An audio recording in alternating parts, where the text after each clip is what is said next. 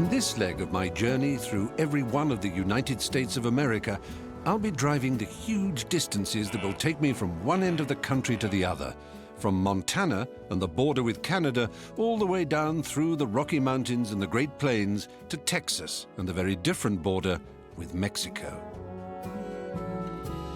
I want to discover America's heartland, its spectacular mountain spine and the great food basket beside it, and how Fortress America is increasingly conscious of the need to protect its riches.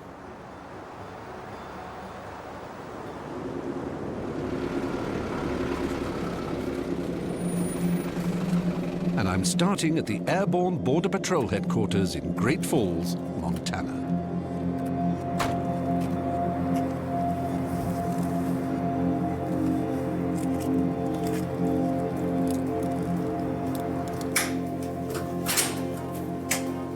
The goal is to be out of here in 8 minutes if we have to be. That's a scramble time. That's amazing. That's the goal.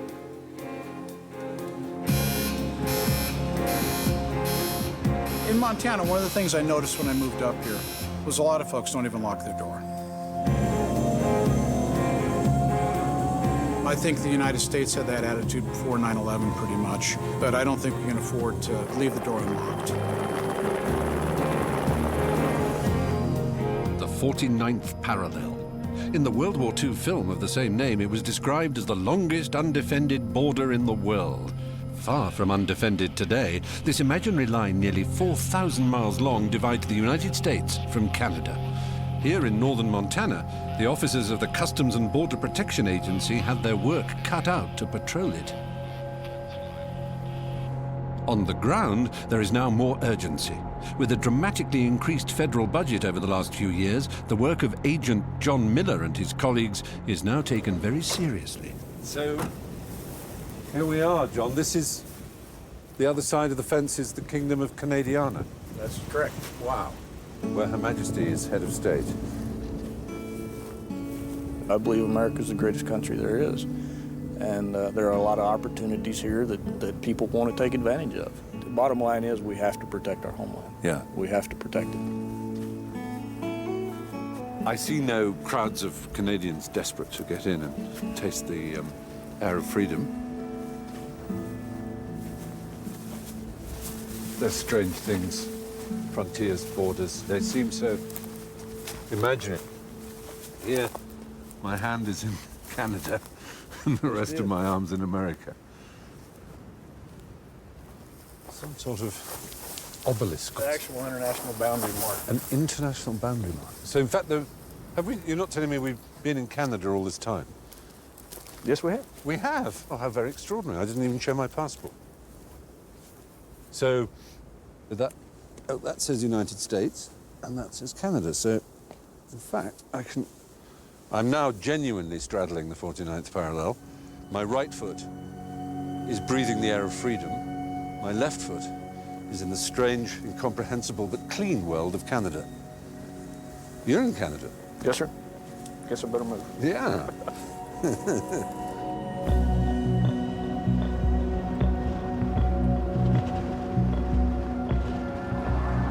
Much of Montana, as its name might suggest, is made of mountains, and this region of the United States is rich with magnificent wilderness.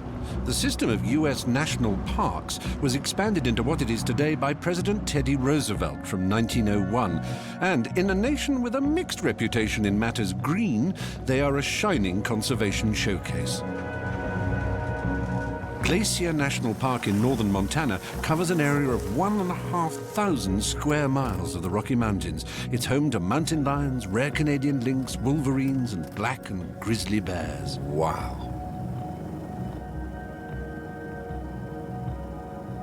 That is so beautiful. Stunning. As a geologist working here, Dan Faber has an enviable job. Pretty hard to take this for granted. I come down here at lunch and look at it periodically just to make sure I don't ever take it for granted. Good air.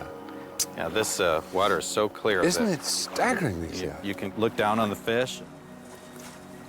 Because it's a very deep lake, 478 feet deep, it'll remain very, very cold for a very long time, and that's one of the reasons that it's so clear. Nothing basically can grow in it. It's so cold. I'm bound to ask you the obvious question when you get to a glacier national park. One of the best-known apparent effects of global warming is the melting of glaciers. And here we are in a glacier national. Have you detected that? Is that are you a believer in global warming? I measure it, so yes, I am. Essentially, our glaciers have gotten smaller and smaller, and the rate at which they're getting smaller is accelerating, and we don't anticipate that we'll have any left by 2020 to 2030. If in 10 years' time they discovered incredibly valuable minerals or indeed fossil fuels here, nothing's going to stand in the way of that, is it? No matter. Well, if it was the last source for that, that might be the case. But Americans have a huge love affair with their national parks. And I think that national parks like this will be protected until there's absolutely no other options.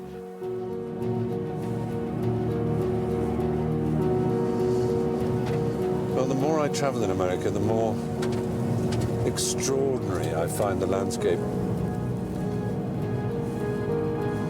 Nature has gone just a little bit potty in this part of the world. It's a rather American characteristic to overdo it, and nature is very American here.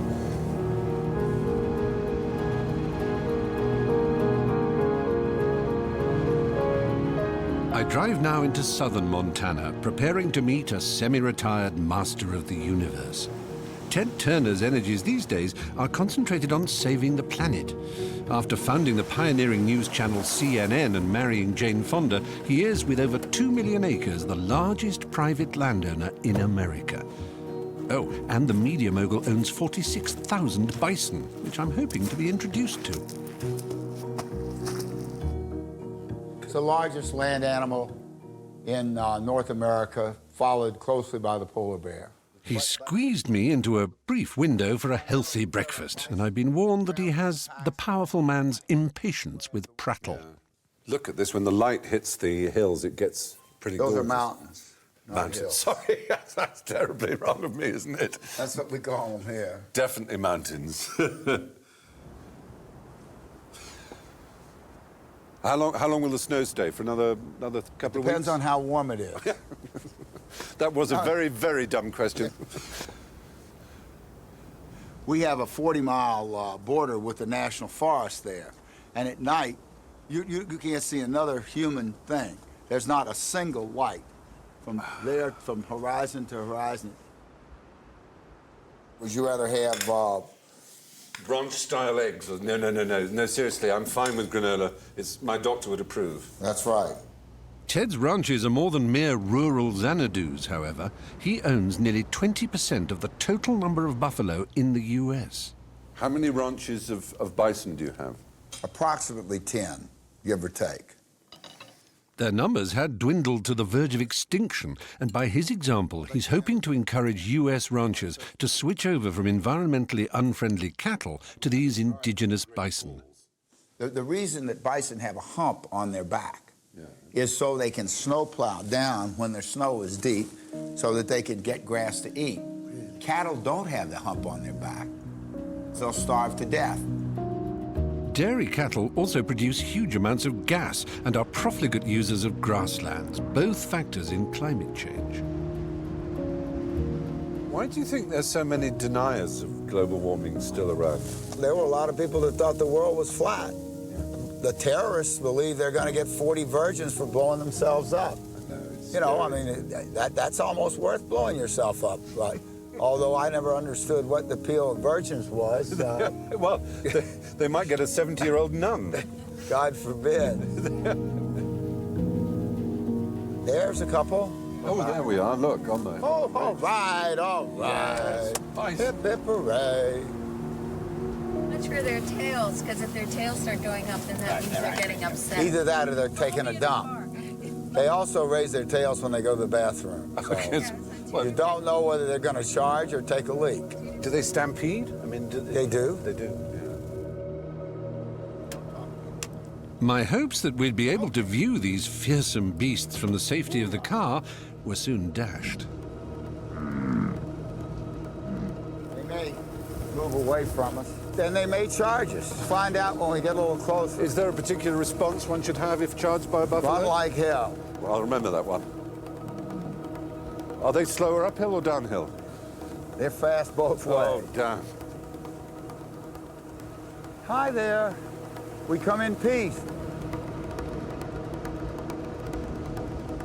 It's a wonderful sight. There's something about that shape. It's so imprinted in one's imagination from illustrations as a child, and because they are as connected to this landscape as the mountains. Yep. They really Yep, are. they are.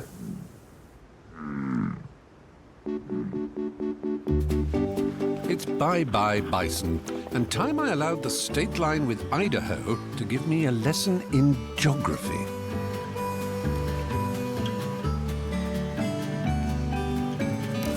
Well, as you can see, the state line between Montana and Idaho is also the Continental Divide. Well, you were probably much better at geography at school than I ever was.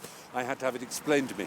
A Continental Divide is something to do with water, with streams and tributaries. Essentially, if I was to pour this water here, as I am doing, this side of the Continental Divide, the water would eventually trickle down, following gravity, into streams and tributaries, into a river, which would ultimately, and must ultimately, drain into the Atlantic Ocean. On the other hand, if I were to go this side, that water is going to drain all the way to the Pacific.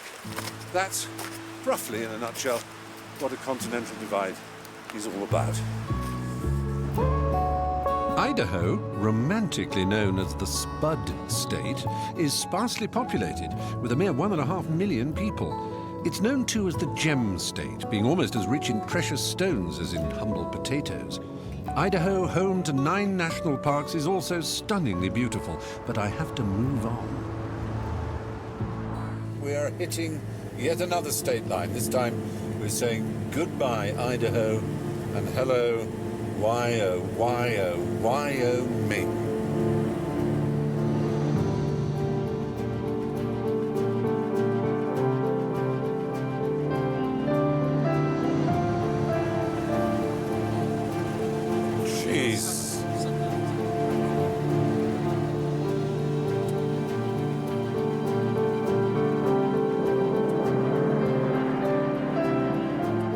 The state of Wyoming is, if anything, even more dramatic. It too is generously endowed with wonderful national parks.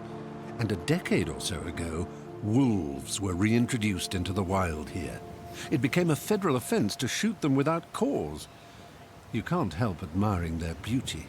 And at this animal sanctuary, I can get a safe, close-up look. But how do the ranchers who live and work in the wilderness now cope?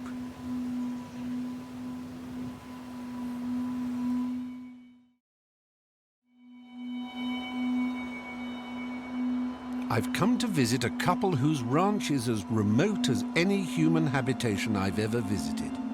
It's in the middle of Wyoming, just over the mountains from Yellowstone National Park. Holy shit.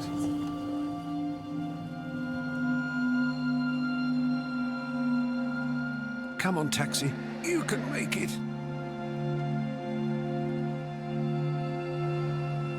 The cattle ranch that the Robinets manage is about the size of an English county.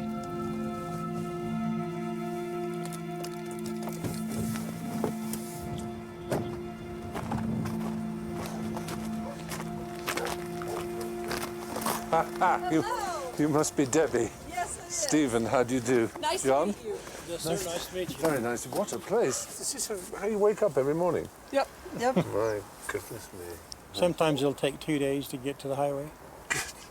When you come back from town, you realise you've forgotten that pint of milk you were going to buy. It must be, oh, bother. It's as beautiful and wild and perfect a vision of the true West as one can imagine, but part of me thinks I would soon start to go a little bit cabin sick, you know, I'd get weird. It's a lot of hard hours, and if you don't enjoy that type of work, you'll never last. You only see people when you want to. We like living at the end of the road. But as far as wildlife is concerned, it's rather a popular spot. This is a grizzly bear that got into our horse barn. Look at those claws.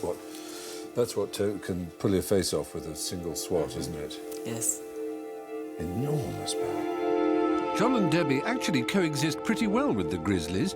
It's the reintroduction of the wolves in nearby Yellowstone that's causing them sleepless nights. I can hear them howling. That's our dog. That's your dogs. I was going to say they're just. Usually that's an indicator that there's wolves around when they howl like that. Yeah. Right. This morning after we fed our horses, we let the dogs out to go with us, and one of the dogs didn't come home. And you think they may have taken your dog? They've taken 6 in the past. Really? And most of them have been killed right here in the yard, close to the house. I lost an 11-day-old colt. It was another pretty sad deal to go through. I can sense it's personal with you. Yes, very. They feel strongly enough to have compiled a photographic dossier of the wolves' aggression, and it's not for the squeamish. This is one of the calves that the wolves chased and bit, but they didn't stop and eat it. But they made a mess of it, let's be Yes, honest. this is what they look like when we usually find them. There's absolutely nothing, Oh, my goodness. nothing left.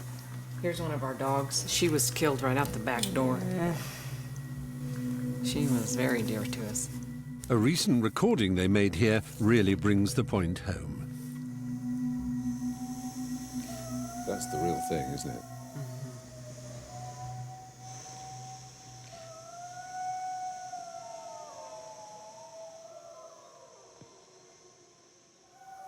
We hear that quite often.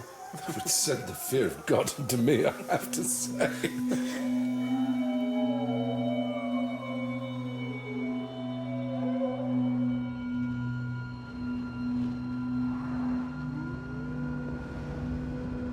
While the Robinets are busy keeping the wolves from the door, 100 miles away in another part of Wyoming, their cousins, the Huskies, have bonded with their trainer, Stacy. Good boy, bud. So what you want to do is swing him around, and then if you're holding on with your legs together, your arms are free.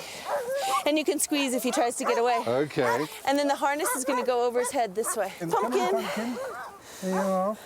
How about And that? then his little paws And then just you want head to get a leg through. in there. And you want to get a leg in there. Whoops. That's a good boy. Excellent. Hey! Aren't they adorable? Whoa! This mode of transport is fabulous fun and seems to give as much pleasure to the dogs as to the lucky passenger.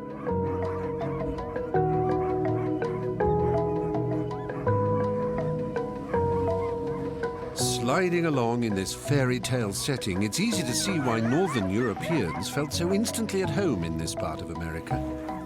The neighboring state of North Dakota has a rich and rather overlooked European heritage too. It is unforgiving terrain, and it was hardy German immigrants who first attempted to tame it. Their descendants now make up a high proportion of the citizens of its little capital, the appropriately named Bismarck.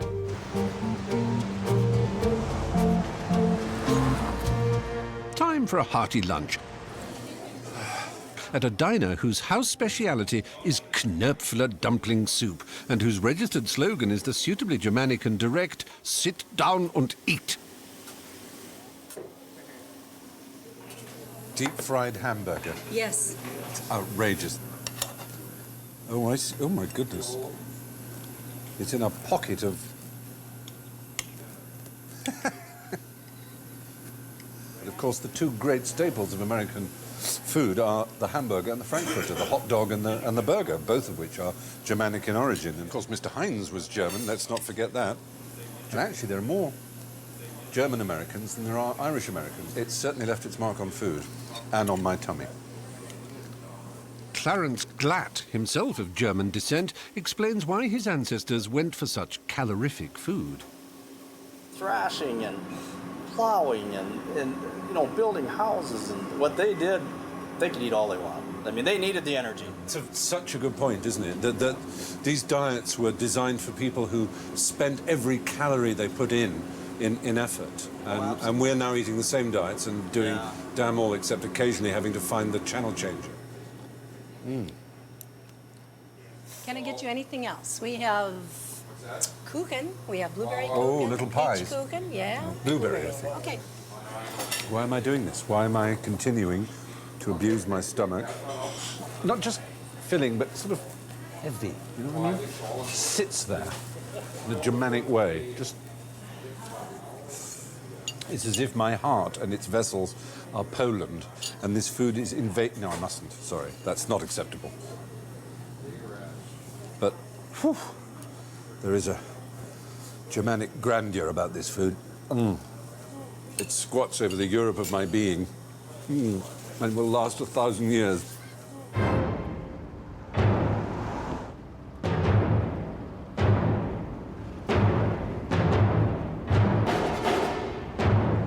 Something else that was designed to last at least 1,000 years is 250 miles away in the state of South Dakota.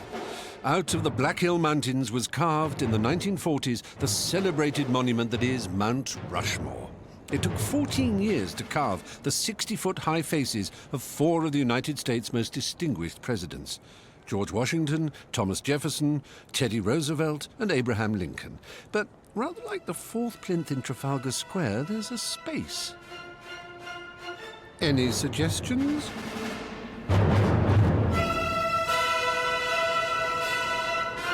It's one of the cliches of American tourism. The tourists seem inspired to take happy snaps and eat ice cream. But, well, is it just me, or isn't it frankly just a little bit silly? I've heard, though, about a slightly less well-known and even more monumental neighbour down the road. Oh, God. What on earth? A very determined Polish immigrant named Żowkowski, who had worked as a sculptor on Mount Rushmore, started in the 1960s an immensely ambitious monument to the Indian chief Crazy Horse. Stop, please. Thank you. No, don't you dare. On his death, Żowkowski's son, Kaz, took up the reins of this bizarre project and hasn't dropped them yet.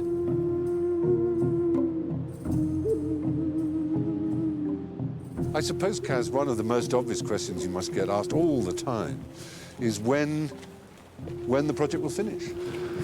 Just keep going. The way I see it, every day you work on it, you're one day closer. It's a very good way of looking at it. Remind you of anybody? No, not me. Kaz himself. You might be tempted to say, oh, that'll do.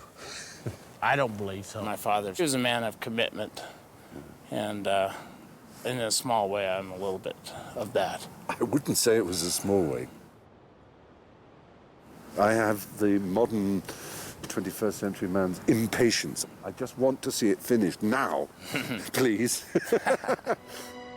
Next to the gift shop, there's a model of what it's meant to end up looking like.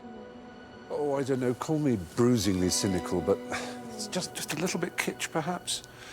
I mean, a worthy thing to memorialize the Native American, but there's a hint of the Sunday supplement collectible piece of art.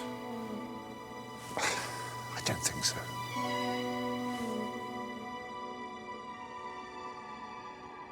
So this is all his arm pointing.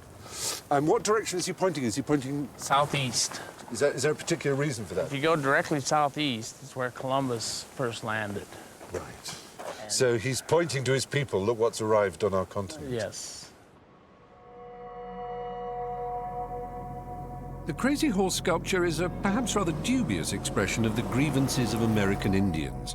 My journey now continues into the Badlands of South Dakota. This vast wilderness was considered a dead space by the early settlers, hence the name Badlands. It has a strange beauty, though.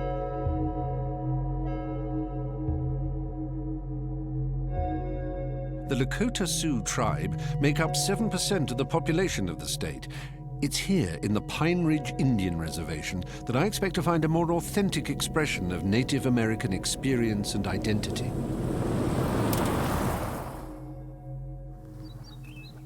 This is the site of a notorious massacre. What happened at Wounded Knee in 1890 shamed the history of the white man in this land. 300 Indians, men, women and children, were slaughtered by the US 7th Cavalry. The names alone invoke the spirit of these proud but cruelly oppressed people. We are the consequences of America. You know, we are the shame of America. We're not included in America. Russell Means is a veteran campaigner for his people's rights. 1 out of every 4th Indian child born is fostered or adopted out to a non-Indian home. That's 25% of our future.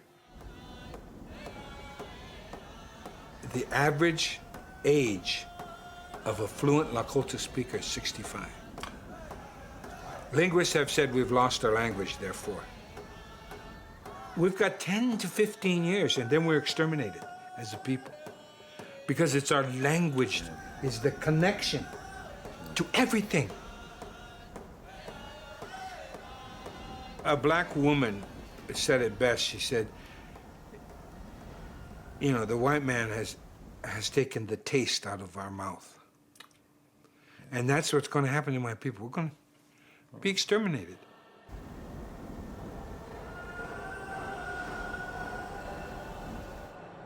The undeniable air of demoralization and despair hanging over the whole reservation can't be the whole story, surely. I wanted to see if there was any sign that the tide may be turning.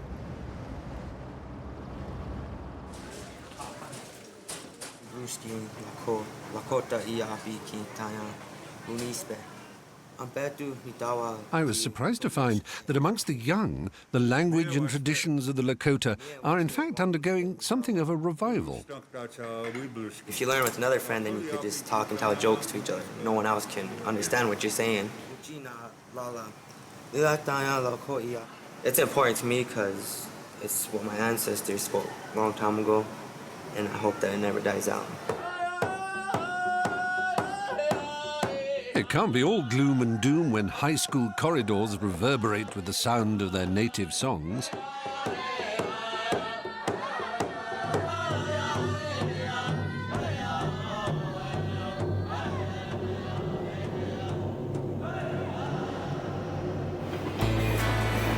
Into Nebraska now, and the one thing they have here is space. Lots and lots of it.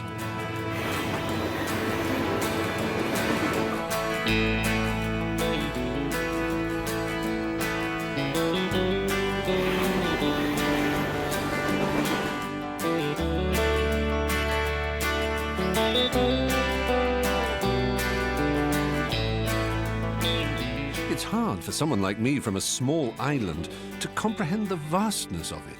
Trains that seem to go on forever, and of course the long roads that are so much part of the almost mythical romance of America.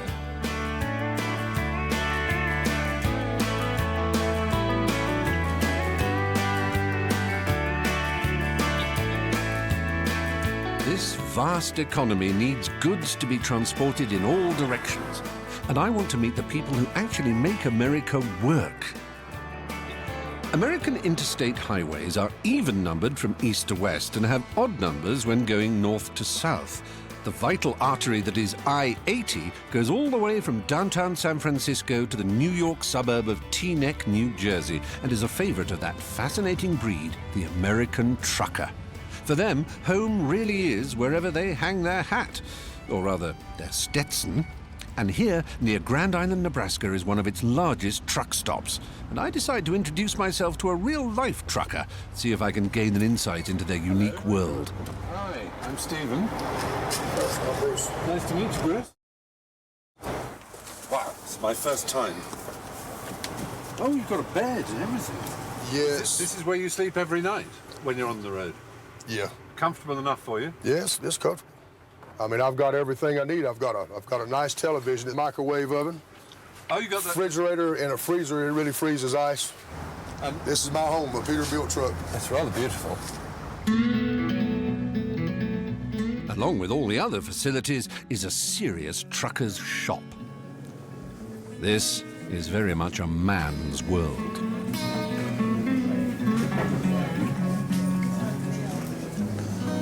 Oh, now this, yes.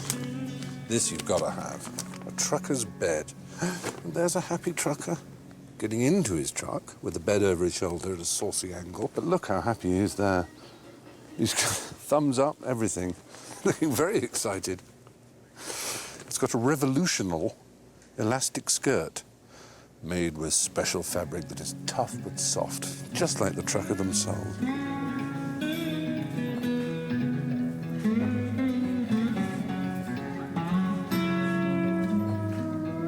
What on earth? Oh, I'm sorry. I'm not dirty-minded, am I? I mean, what do you think this is? That or that? Or ugh? Are these something truckers hang from their rear-view mirrors, do you suppose? Black bull balls. The American male. Odd creature. Semper fidelis. Always faithful. Unlike most truckers, I should imagine. No, I have no evidence to support that claim. Oh, now, this we definitely need. Uh-oh. I broke it. Right, fair enough. Good. Excellent. There is. They all like to put their thumbs up, don't they, to show things work. Just everything a trucker could need. Like one of these, for example. Which you'd need for... Well, I don't need to tell you what that's for. It's pretty obvious, isn't it? Been there, been there, been there, been there, been there, been there, been there, been there, been there, been there, been there, been there, been there, been there, been there, and there. Nebraska. And so Bruce, one of the vital cogs of the American economy, trucks off into the sunset with his oversized load of a combine harvester. What's the appeal of this life? There's nobody in here nagging me about, what he wants me to do next, or, you go here and do that right there, I'm in charge of this truck. That's pretty much it. He gives me a ride for the first few miles and then we part. I have my own traveling to do.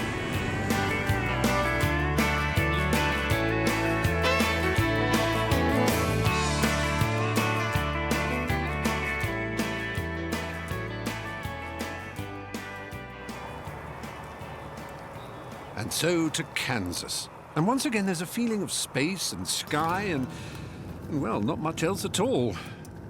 Maybe in the towns I might find more signs of life. Or maybe not, because many of the towns have become rather ghostly.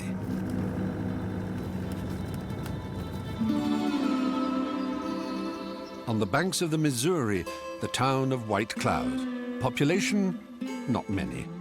Its story, like so many settlements in the Midwest, is one of decay.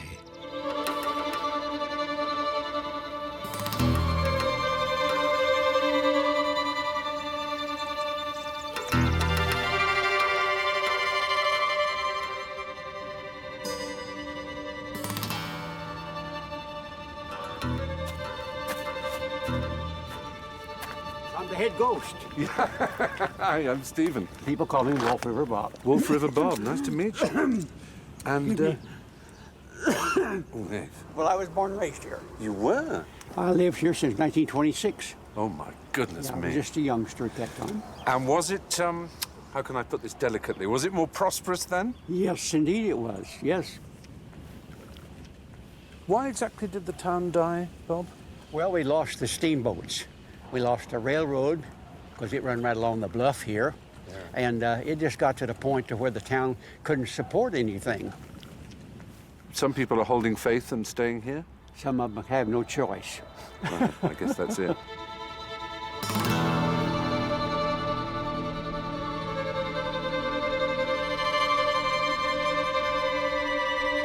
You're almost the very middle of America here. Yes, we are. You've got a long way to go to the ocean. How far would it be? Well, we've got about 2,000 miles to go to either way.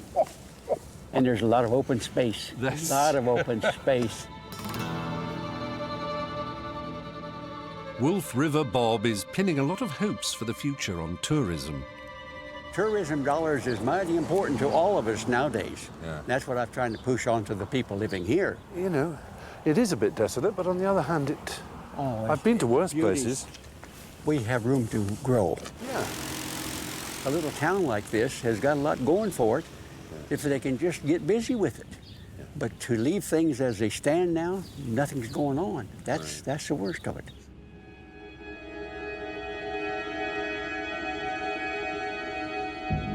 Dorothy followed the yellow brick road out of Kansas into Oz. And I have a strange feeling as I follow this road to, well, not an emerald palace, but a very unusual home indeed. It's an enormous underground lair, and it speaks of a dark period in our recent history.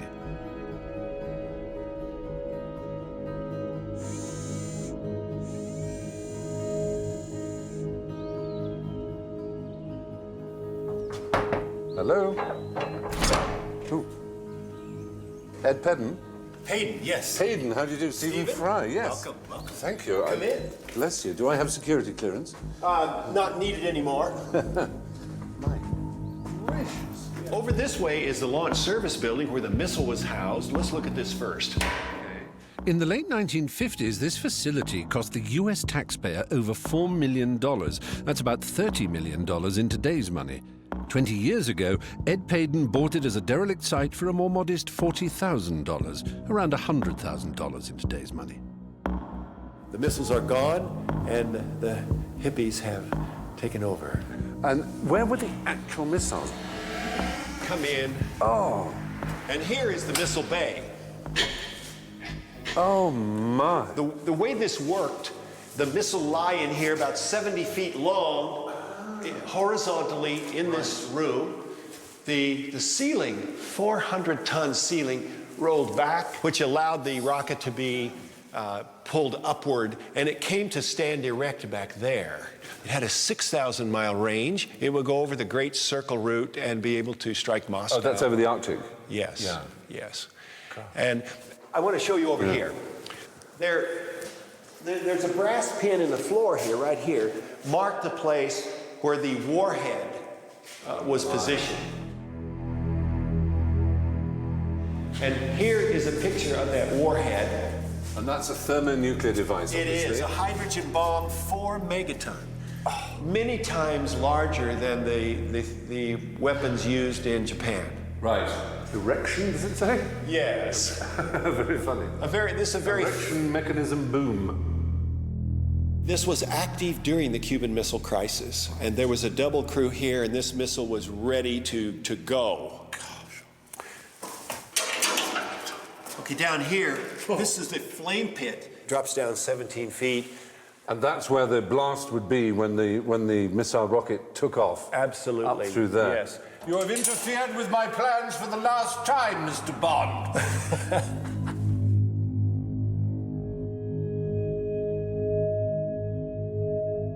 No lone zone, 2-man policy mandatory. They would not allow a single crew member to be in this room alone. They didn't want anyone ever to sabotage some of their operations. Right. Okay, this is a 120-foot tunnel that leads from the launch service building to the launch control building, which is now our home. And that's where the button would be pressed. Absolutely, yes. And we have brought in this door in to kind of break up the cement and steel look of the old missile site. Come in, welcome. Thank you. Oh my God. Yes, this is a launch control panel. This is a government manual. Weapon System General, USAF Model. And see, here is a picture of this exact panel. Of a happy operator operating. Yes, he looks happy.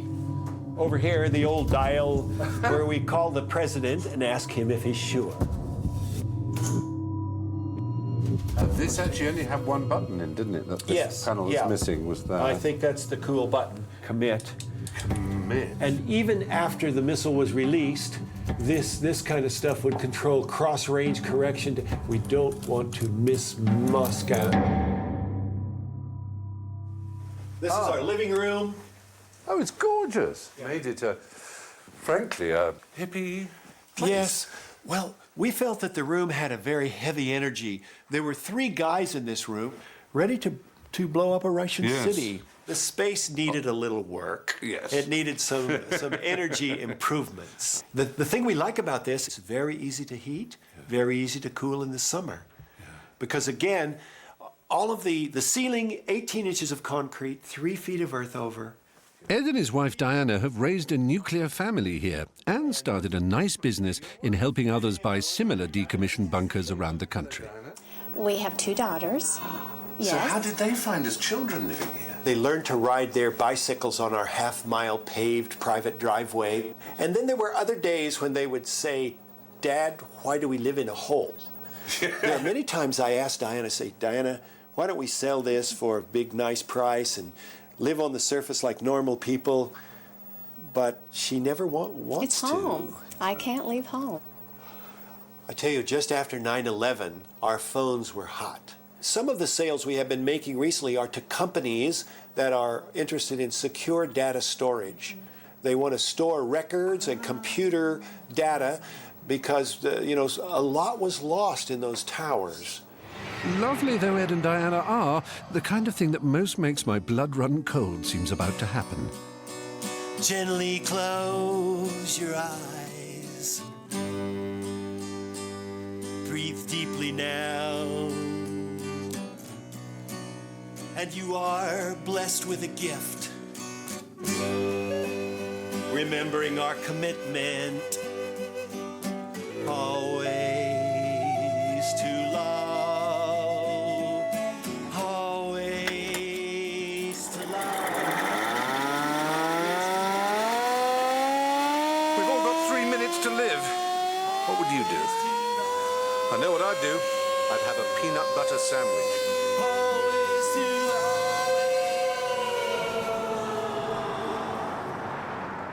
Onwards to the state of Colorado and the shadows of the Rocky Mountains serrating the horizon once more. Colorado is home to Aspen, where the smart set ski.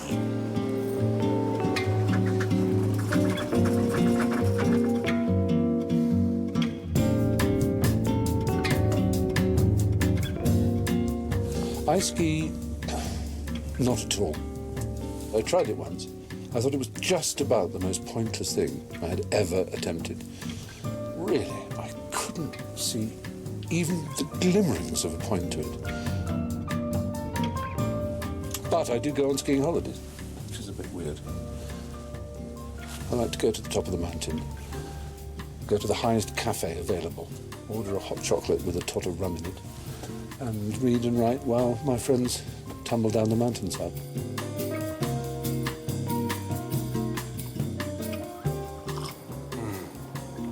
Oh, that's good. Not a million miles from the glistening areas of Aspen's uber-wealthy is a very different world. In the heart of Oklahoma City, as in so many other American cities, can be found a branch of the largest charity in the U.S., good old Salvation Army.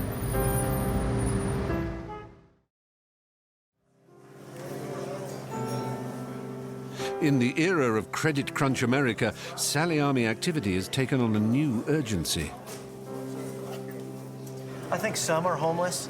I think others, with the rising fuel prices in our country, I think we're finding more and more working class folks who are in need because they're having to make their dollar stretch further. We're not used to that in our country. So I'll cherish. Now, ordinary families are more dependent than ever on their fellow Americans. Do you think Americans are a charitable people, generally speaking? I think so. People want to feel like they're making a difference in the world. Yeah. And unless you're in the military or a doctor or doing wonderful, big things out there, sometimes you don't feel like you're doing a whole lot good in this world.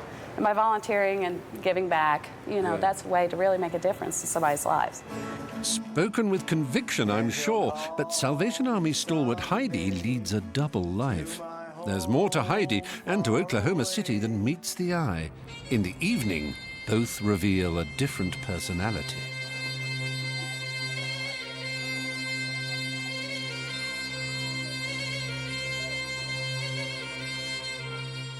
I thought it was only men who had safe, secure jobs by day and then turned into ravishing women by night.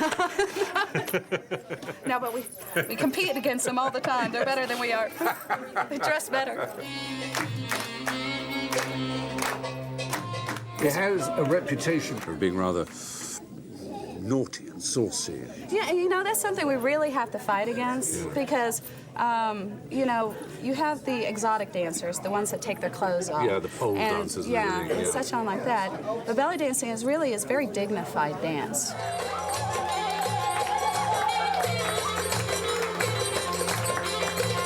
We do show some skin. We have our belly showing and we have our arms showing. What's that for? You do a sword dance? Yes, would you like to try it on? Do you think it would balance on my head? Yes, it would. Go on then. Okay, you want a heavy sword because it stays on your head better. Oh, and my voila, would you like heavens.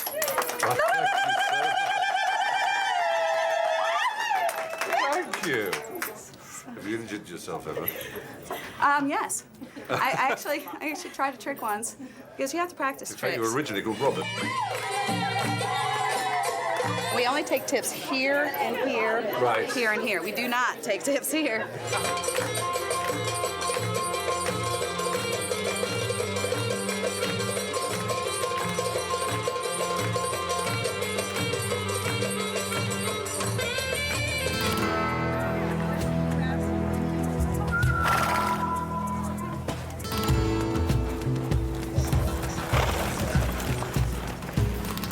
Oklahoma, of course, is famously a wide-open state, full of corn and cattle and cowboys. And before I leave, I'm going to immerse myself in the true spirit of the Golden West.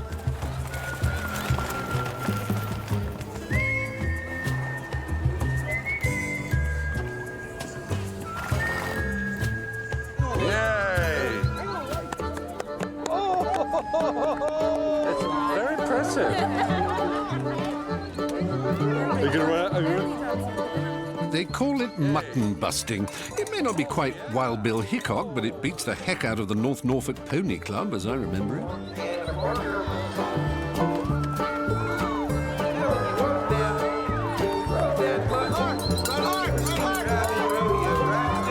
Oh, he's good.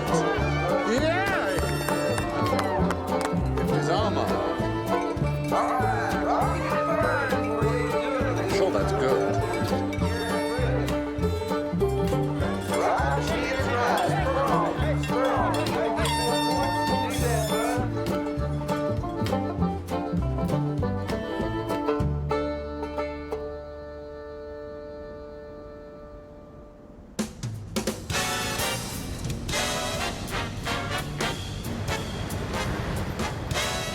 And so, crossing the last state line of this leg of my journey, I arrive in one of the largest and wealthiest states of the Union, Texas.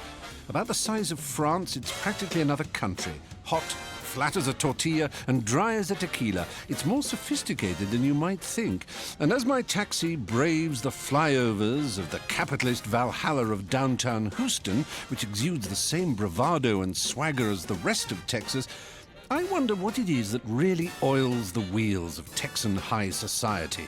A ritzy fundraising gala seems a good place to find out. The idea is that wealth distribution comes not through taxation, but through the charitable deeds of the rich. The trickle-down effect begins its trickle at events like this, and I'm going to experience it firsthand. The Society for Performing Arts puts me to work. You're going to give so much money that you're going to shock yourself. Because, as the kind of extraordinary Houstonian citizens that you are, ones who believe in the arts, Oscar Wilde quite rightly said, all art is useless.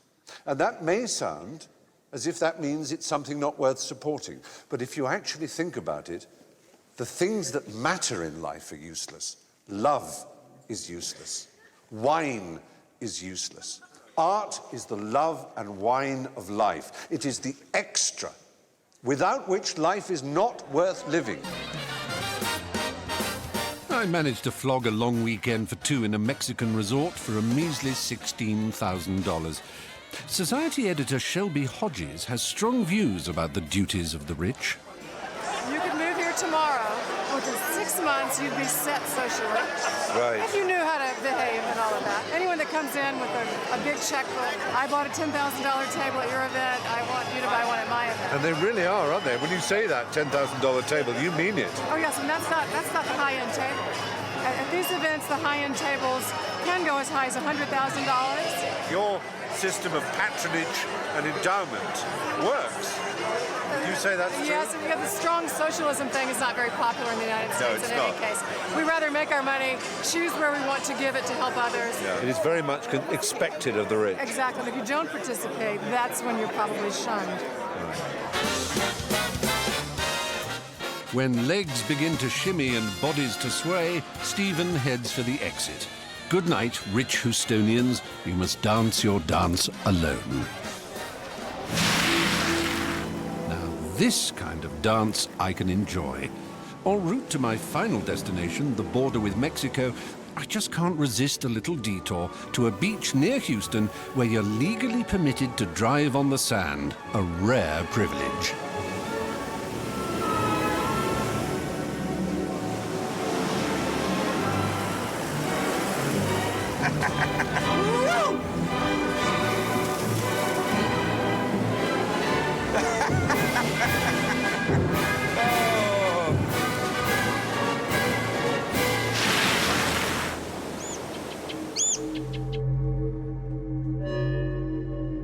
After all their drama down the Midwestern United States, the Rockies now ooze like porridge to a close. This is literally the end of the Rocky Mountains.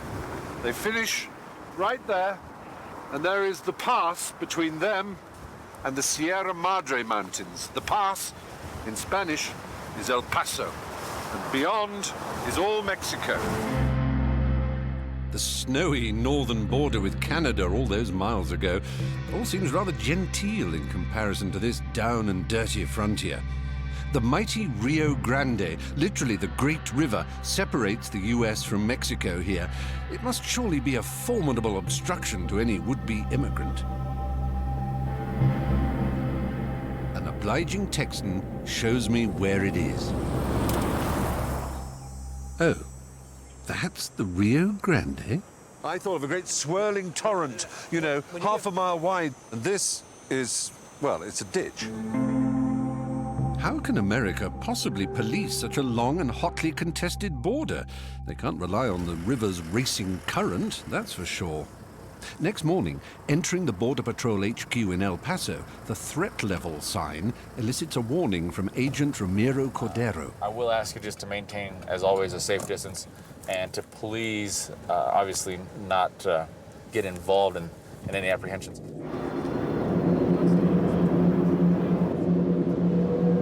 Here I am, still in the United States, and there, just yards from me, I can see Mexicans in Mexico going about their Mexican lives all Mexicanishly.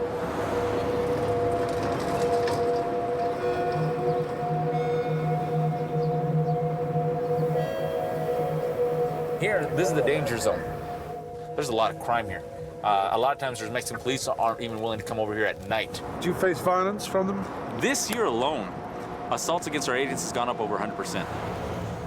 And all the people who live along here, along the Mexican side, they could grow up as children, just yards from America. Literally, a stone's throw away. But know that they're never allowed. Their mother would say, don't cross there. I can see now that incursions into the United States aren't that easy after all. These canals present a massive danger. Even the best runs fast. It runs quick, strong, and deep. We tend to lose lives in this general area. We only have a certain amount of time where we can effect a rescue before that individual is gone.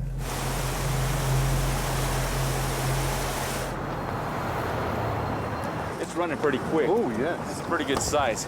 That is, isn't it? So that even the best swimmer can find themselves in some jeopardy in here. Yeah. It's evidence of the extreme and dangerous lengths people go to cross into another life. So this bridge behind us here, that's... Right, that's the actual port of entry to go into the center of downtown Juarez. It will literally throw people off the bridge, have them drop down, and then tell them to climb over the rock wall. Oftentimes, of course, once they've hit the ground, they can't get up and run because they've broken a leg.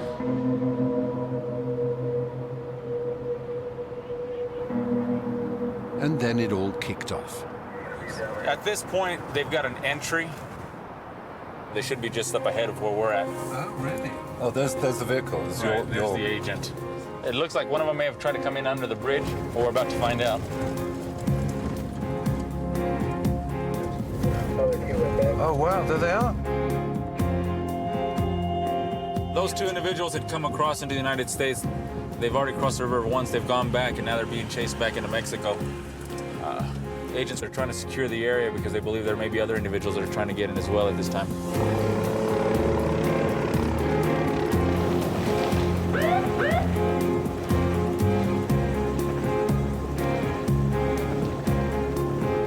Just kind of tag along right behind them.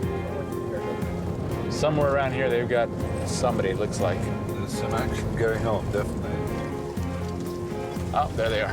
They've got them right here in the canal. Oh, yeah. Just one went north and other. Oh, wow, there they are. Yep. Oh, my. So, you can see he's got to assist them to get back out of there.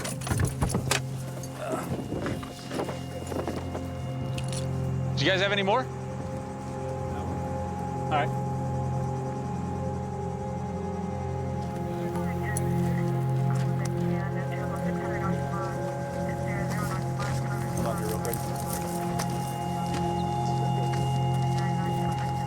You can see the other one. There's the other guy that went back to the other side. Close by, the captive's would-be accomplice lurks out of range. Tomorrow's another day. That blend of resignation and determination so common in the desperate.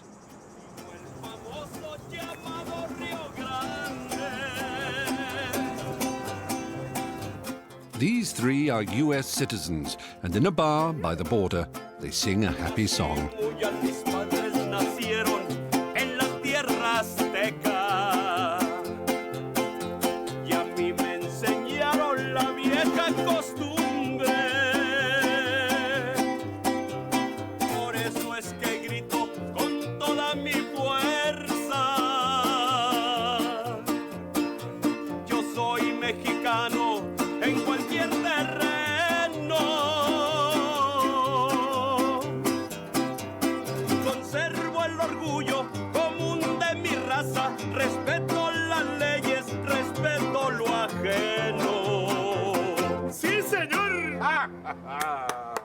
Bravo! Is it pure Mexican or is it like the food? Is it Tex-Mex? It's Tex-Mex. Tex-Mex. Because And we're what's in the Tex Texas. part? We're Yeah. Texas and we're singing our Mexican tradition. And so are you Mexican first or American first? Well, I would say American Mexican. Yo soy mexicano en cualquier terreno.